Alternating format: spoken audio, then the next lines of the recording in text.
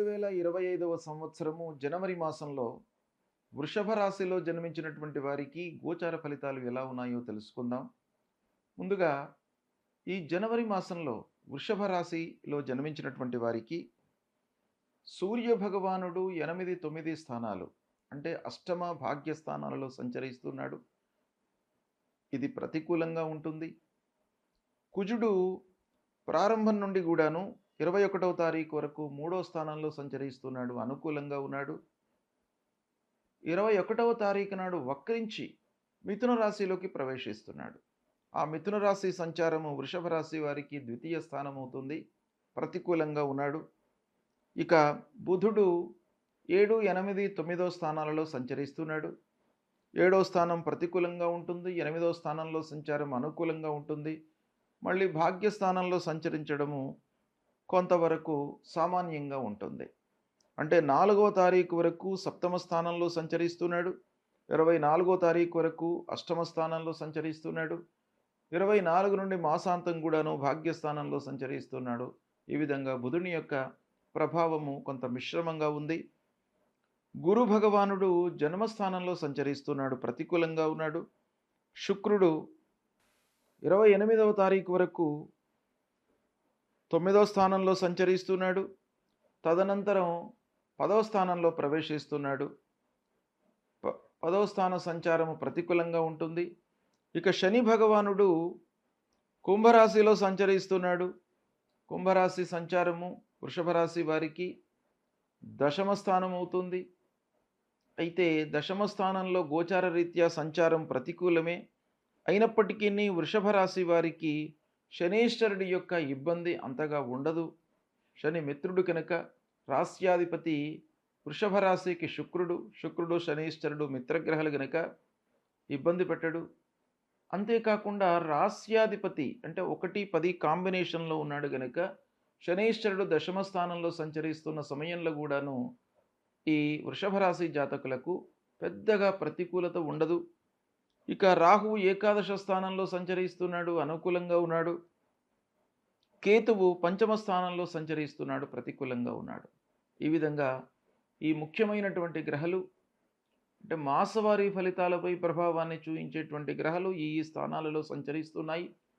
అయితే ఇందులో ఓవరాల్గా మనం చూసినట్టయితే మిశ్రమ ఫలితాలు ఎక్కువగా కనబడుతున్నాయి. అంటే కొన్ని గ్రహాల మూలకంగా మంచి ఫలితాలు, కొన్ని గ్రహాల మూలకంగా ప్రతికూలమైనటువంటి ఫలితాలు వెరసి మనకు మిశ్రమమైనటువంటి ఫలితాలు ఈ మాసంలో ఉండబోతున్నాయి. అయితే జాగ్రత్తగా ఉండి పనులు చేసుకోవాలి. 1కి 4 సార్లు ఆలోచించండి. ఏదైనా కూడాను పని ప్రారంభించే ముందు అనుభవజ్ఞుల యొక్క సహాయ సహకారాలు తీసుకోండి. వాళ్ళతో కూడాను మీరు డిస్కషన్ చేసిన తర్వాత మీరు నిర్ణయాలు తీసుకోవడము ప్రారంభించడము మంచిది. ఇక కలహాలకు ఆస్కారం ఇవ్వకుండా స్నేహపూర్వకమైనటువంటి వాతావరణము స్నేహితుల మధ్యన, బంధువుల మధ్యన, ఆత్మీయుల మధ్యన మీతో ఎవరైతే క్లోజ్గా మూవ్ అవుతున్నారో వాళ్ళందరితో కూడాను మీరు ఒక ఆత్మీయ భావాన్ని పెంచుకున్నట్టయితే మీకు చాలా సత్ఫలితాలు ఉంటాయి. ఇకపోతే మధ్యవర్తిత్వానికి దూరంగా ఉండండి. అనవసరంగా గొడవలలోకి వెళ్లకుండా మీ పని మీరు చూస్తూ ముందుకు వెళ్ళినట్టయితే మీకు సత్ఫలితాలు కలుగుతాయి. ప్రతి విషయం లోపల కూడాను ఆచితూచి వ్యవహరించండి. ఇది చాలా మీకు మంచిది. ఆదాయంలో ఇబ్బంది ఉండదు. కాదంటే ఖర్చుల విషయంలో కొంత జాగ్రత్త పడాలి, నియంత్రించండి. ఆదాయం స్థిరంగానే ఉంటుంది. వృత్తిపరమైనటువంటి ఇబ్బందులు కొంత ఉన్నప్పటికీ ఓవరాల్గా మీకు వృత్తిపరమైనటువంటి సమస్యలు ఎక్కువగా కనబడట్లేదు. ఏదో విధంగా మీకు అవసరానికి డబ్బు మట్టుకు చేతికి అందుతుంది. రాబడి స్థిరంగా ఉండడం మూలకంగా మీరు కొంత పొదుపుపై మనసు నిలుపుతారు. అది కూడాను మీకు శుభసూచకం. ఇక ప్రారంభించిన పనుల్లో కొంత ఆలస్యం గోచరిస్తోంది. బృహస్పతి జన్మస్థానంలో సంచరిస్తున్నాడు. ఈ కాంబినేషన్ మూలకంగా పనులపైన మీరు శ్రద్ధ వహించాలి. అనవసరమైనటువంటి ఆలస్యానికి ఆస్కారం ఇవ్వకుండా ముందే ప్రణాళికతో మీరు ప్రారంభించినట్టయితే ఆ పనుల లోపల ఆలస్యం ఉండదు. తద్వారా ఆర్థికమైనటువంటి ఇబ్బందులు కూడాను మీ పైన పడకుండా ఉంటాయి. ఇక పూర్వము తీసుకున్నటువంటి అప్పుల విషయం, రుణాల విషయం ఆలోచించినట్టయితే కొంత ఈ మాసంలో వృషభ రాశి వారికి ఇబ్బంది కనబడుతుంది. కనుక దీనికి ఒక ముఖ్యమైనటువంటి విషయం ఏంటంటే, మీరు నియంత్రించుకోవడం అనేటువంటిది చాలా అవసరము. ఆదాయ వ్యయాలను బేరీజ్ వేసుకోవాలి. మన ఆదాయం ఎలా ఉంది? స్థిరంగా ఉన్నప్పటికీని ఆదాయం ఏ మేరకు వస్తుంది అనేటువంటి విషయంపై మనస్సు నిలిపి, వ్యయాన్ని మీరు దృష్టిలో పెట్టుకొని చేస్తూ ఉండండి. ఇకపోతే భూములు, వాహనాల విషయంలో కొన్ని ఇబ్బందులు కనబడుతున్నాయి. మాసం చివరిలో జాగ్రత్తగా ఉండాలి. భూముల విషయం లోపల. ప్రారంభంలో మీకు ఇబ్బందులు లేకపోయినప్పటికీని 21 తరువాత, ఈ మాసం 21 తర్వాత అంగారకుడు రాశి మారుతూ ఉన్నాడు. రెండవ స్థానంలోకి వస్తున్నాడు వక్రరీత్యా కనుక మీకు భూముల విషయంలో తగాదాలు కానివ్వండి, డబ్బు విషయంలో ఇబ్బందులు కానివ్వండి, అక్కడ మీకు తలెత్తేటువంటి అవకాశాలు ఉన్నాయి. కనుక కొంత జాగ్రత్తలు తీసుకోండి. ప్రయాణాలు కలిసి వస్తాయి. అయినప్పటికీ ప్రయాణాలు చేస్తున్నటువంటి సమయంలో మీరు జాగ్రత్త అవసరము. వాహనముల విషయంలో జాగ్రత్తగా ఉండండి. అనవసరమైనటువంటి రిపేర్లు ముందుకు వచ్చే అవకాశాలు ఉన్నాయి. మిషనరీల రిపేర్లు, పారిశ్రామికవేత్తలకు అనవసరంగా మన దగ్గర చేస్తూ ఉన్నటువంటి పని వారితో కొంత ఇబ్బందులు తలెత్తేటువంటి అవకాశాలు మీకు మెండుగా కనబడుతున్నాయి. ఇక ఇంటి వాతావరణము మిశ్రమంగా ఉంది ఈ మాసంలో వృషభ రాశి వారికి. అంటే ప్రారంభం నుండి కూడాను 28వ తారీఖు వరకు మీకు బాగానే ఉంటుంది ఇంటి వాతావరణం. మాసాంతం లోపల అనవసరమైనటువంటి గొడవలు ఇంట్లో జరిగేటువంటి అవకాశాలు ఉన్నాయి. ఓవరాల్గా మీకు ఇంటి వాతావరణం బాగానే ఉంటుందని చెప్పుకోవచ్చును. భార్య, పిల్లలు, కుటుంబ పెద్దల యొక్క సహాయ సహకారాలు మీకు బాగా అందుతాయి. ఇక సంగీత, సాహిత్య, సినిమా ఫీల్డ్లో ఉన్నటువంటి వారికి ఈ మాసం వృషభ రాశి జాతకులకు బాగా కలిసి వస్తుంది. ముఖ్యంగా సాహిత్యవేత్తలకు కొత్త అవకాశాలు వస్తాయి. సంగీత ప్రియులకు కొత్త అవకాశాలు వస్తాయి. మీడియా రంగంలో ఉన్నటువంటి వారికి, కంప్యూటరు రంగంలో ఉన్నటువంటి వారికి, సాఫ్ట్వేర్ రంగంలో ఉన్నటువంటి వారికి కొత్త అవకాశాలు ఈ మాసంలో వచ్చే అవకాశాలు బాగా ఉన్నాయి. దాన్ని సద్వినియోగపరుచుకున్నట్టయితే ఆ అవకాశాలను మీరు ఆదాయం వైపుకు తీసుకువెళ్ళడానికి అవకాశాలు బాగా ఉన్నాయి. కాబట్టి మీరు ఈ మాసంలో నేను చెప్పినటువంటి ఈ వృత్తులలో ఉన్నటువంటి వాళ్ళు తప్పకుండా మీరు రాణిస్తారు. కొంత మనసు పెట్టి పనులు చేయండి. ఇకపోతే రాజకీయ నాయకులకు, పాలిటిక్స్లో ఉన్నటువంటి వాళ్ళు కొంత జాగ్రత్తలు తీసుకోవాలి. కార్యకర్తలతో కానివ్వండి, అధినాయకులతో కానివ్వండి, గ్యాప్ ఏర్పడేటువంటి అవకాశాలు ఉన్నాయి. కోర్టు వ్యవహారాలు మీకు బాగానే కలిసి వస్తాయి. చాలా రోజుల నుంచి కోర్టులో ఉన్నటువంటి కేసులు పరిష్కరించబడేటువంటి అవకాశాలు బాగా కనబడుతున్నాయి ఈ మాసంలో. కాబట్టి రాజకీయంగా కొంత ఇబ్బందులు ఉన్నప్పటికీ కోర్టు వ్యవహారాలు మీకు చాలా అనుకూలంగా ఉంటాయి. కాబట్టి మీరు కొంత సంతృప్తిగా ఉండగలుగుతారు. ఇక వ్యాపారస్తులకు మిశ్రమ ఫలితాలు ఉన్నాయి ఈ మాసం లోపల. చేతిలో ఉన్నటువంటి వ్యాపారం మీకు సుగమంగా ముందుకు జరుగుతుంది. లాభాలతో మీరు ముందుకు వెళతారు. అయితే కొత్త వ్యాపారం ప్రారంభించడానికి మట్టుకు అంతగా అనుకూలం లేదు ఈ మాసం గనక కొత్త వ్యాపారం ప్రారంభించకండి. చేతిలో ఉన్నటువంటి వ్యాపారం పైననే మనస్సు నిలపండి. అందులోనే మీకు లాభాలు బాగా చేకూరేటువంటి అవకాశాలు ఉన్నాయి. ఇక ముఖ్యంగా విద్యార్థుల విషయం ఆలోచించినట్టయితే వృషభ రాశి జాతకులకు, విద్యార్థులకు ఈ మాసంలో బాగా కలిసి వస్తుంది. సంతృప్తిగా ఉంటారు. కాంపిటీటివ్ ఎగ్జామ్స్కు ప్రిపేర్ అవుతున్నటువంటి విద్యార్థులు, ఉద్యోగం కొరకై ప్రిపేర్ అవుతున్నటువంటి విద్యార్థులు బాగా రాణిస్తారు. ఈ మాసం లోపల వాళ్లకు మంచి ఫలితాలు ఉండేటువంటి అవకాశాలు ఉన్నాయి.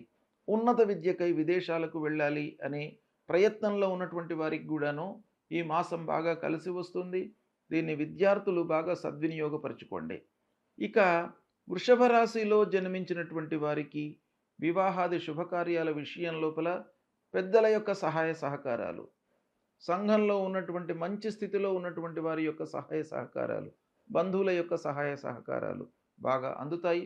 మంచి సంబంధాలు చూయించడము, మంచి ఒక ఉన్నతమైనటువంటి స్థితిలోకి వెళ్ళడానికి అందరి యొక్క తోడ్పాటు కూడాను మీకు ఈ మాసంలో బాగా అందే అవకాశాలు ఉన్నాయి. ఈ విధంగా మీకు ఫలితాలు అనుకూలంగానే ఉన్నాయి. అయినప్పటికీ ఓవరాల్‌గా కొన్ని విషయాలలో మిశ్రమ ఫలితాలు గోచరిస్తున్నాయి. ఇక ఈ జనవరి మాసంలో వృషభ రాశి వారికి ఏ గ్రహాలు ప్రతికూలంగా ఉన్నాయి అనేటువంటి విషయం మనం ఆలోచించినట్టయితే సూర్య భగవానుడు ప్రతికూలంగా ఉన్నాడు. సూర్యుడు 8, 9 స్థానాల్లో సంచరిస్తున్నాడు గనక సూర్యనారాయణుడి ప్రీత్యర్థమై మీరు పరిహారం చేసుకోవాలి. ఏం చేయాలి సూర్యుని విషయం లోపల? ప్రతినిత్యం కూడాను మీరు ఈ నవగ్రహాల లోపల సూర్య భగవానుడికి శాస్త్రంలో చెప్పినటువంటి మూల మంత్రము, మూల శ్లోకము ఉంది.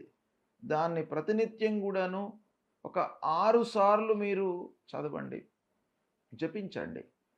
జపా కుసుమ సంకాశం కాశ్యపేయం మహద్యుతిం తమోరిం సర్వపాపఘ్నం ప్రణతోస్మి దివాకరం అనేటువంటి ఈ మూలమంత్రాన్ని ప్రతినిత్యం కూడాను చదువుకోండి. ఉదయం పూట స్నానం చేసిన తర్వాత సూర్య భగవానుడికి 12 సార్లు నమస్కారం చేసుకోండి. సూర్యాయ నమః, మిత్రాయ నమః, రవయే నమః, ఇలా 12 పేర్లు ఉంటాయి సూర్య భగవానుడికి. ఆ 12 పేర్లు ఉచ్చరిస్తూ సూర్యనారాయణుడికి మీరు ప్రతినిత్యం కూడాను 12 వారం నమస్కారం చేస్తూ భూమికి కూడాను అదేవిధంగా 12 సార్లు నమస్కారం చేసినట్టయితే మీకు ఆరోగ్య సమస్యలు లేకుండా భగవంతుడు మిమ్మల్ని కాపాడుతాడు. ప్రతి మనిషికి కూడాను ప్రధానమైనటువంటిది ఆరోగ్యం. ఆరోగ్యమే మహాభాగ్యం. ఆరోగ్యం మనకు వికటించినట్టయితే పనులు చేయడానికి మనసొప్పదు, శరీరం సహకరించదు. కాబట్టి ఆరోగ్యానికి ప్రప్రథమంగా మీరు ప్రాధాన్యత ఇవ్వాలి. అది సూర్యనారాయణుడి యొక్క అనుగ్రహం మూలకంగా మీకు కలుగుతుంది. ఇక జన్మస్థానంలో గురువు సంచరిస్తున్నాడు కనుక గురు భగవానుడి యొక్క అనుగ్రహం కూడాను మీకు కావాలి. గురు భగవానుడి యొక్క అనుగ్రహం మీకు ఏ విధంగా అందుతుంది? తల్లిదండ్రులను సేవించడం మూలకంగా మీకు ఆ గురుగ్రహం యొక్క అనుగ్రహం లభిస్తుంది. తల్లిదండ్రులు ప్రథమ గురువులు కాబట్టి వారిని ప్రతినిత్యం కూడాను సేవించండి. మీరు లేవగానే తల్లిదండ్రుల యొక్క యోగక్షేమాలు తెలుసుకోండి. వాళ్ళ ఆరోగ్యం ఎలా ఉందో కనుక్కోండి. వాళ్లకు కావలసినటువంటి సపర్యలు చేయండి. వాళ్ళ యొక్క అనుగ్రహాన్ని పొందండి. ఇది మీకు చాలా కలిసి వస్తుంది. అదేవిధంగా సద్గురువుల యొక్క దర్శనాన్ని చేసుకోండి.